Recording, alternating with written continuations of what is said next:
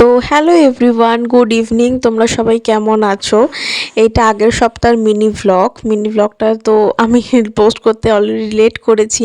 গেছিলাম গোবিন্দদার মেয়ের জামা কিনবো, মানে সেদিন যে মিনি ব্লগটা করেছিলাম সেটাতে গোবিন্দদার মেয়ে নিমন্ত্রণ করতে এসেছিল। তো এই গিফটটাই আমি ওকে দিয়েছি। বাড়ি এসে রুটি আর ডিমের তরকারি বানিয়েছিলাম, বানিয়ে তাড়াতাড়ি করে খেয়ে ঘুমিয়ে পড়েছি। দুষ্টু সকাল হলেই স্কুলে যায়, তো সেই জন্য একটু তাড়াতাড়ি শুয়ে পড়া হচ্ছে এখন করে। আর এই সময়টা নিজেকে একটু সময় দিতে পারি না, কারণ আমি এই ফাঁকে যতটা পারি রান্না বান্না সেরে ফেলার। আর বর এনেছিল মিষ্টি দোকানের কচুরি, আলুর দম আর খাস্তা কচুরি। মোস্ট ফেভারিট আমার এই ডিশটা। আর কি রান্না বান্না সেরেছি সেগুলো তো তোমরা দেখতেই পাচ্ছ। দুজনের জন্য মাছের ঝোল ভাতই বেশিরভাগ করি। আর আজকে বাড়িতে ননদ আসবে, ওর এসআইআর এর ফর্মও ফিল আপ করার আছে, আর তার সাথে ওর আমাদের সাথে জন্মদিন বাড়িরও যাওয়ার আছে। তো সেই জন্যেই আমি রেডি হয়ে গেছি, ও তখন কাজ বাজ সারছিল, কারণ ও আসতে একটু লেট করেছিল। এই ফাঁকে আমাদেরকে আগে দিয়ে এসছে, তারপর ওকে নিয়ে এসছে।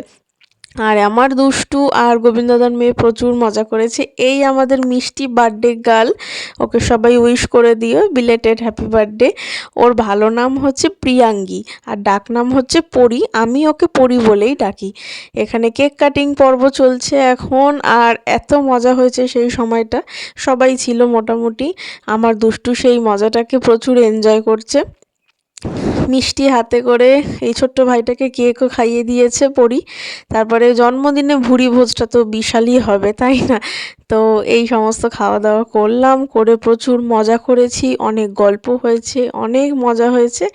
দেন তারপর বাড়ি আসার পালা। অনেকটা রাত হয়ে গেছে, সবাই বাড়ি চলে গেছে। চলো গুড নাইট। ওদিকে মেজো মাসি টাটা করছে উপর থেকে। চলো, মিনি ব্লগটা কেমন লাগলো? Bye bye.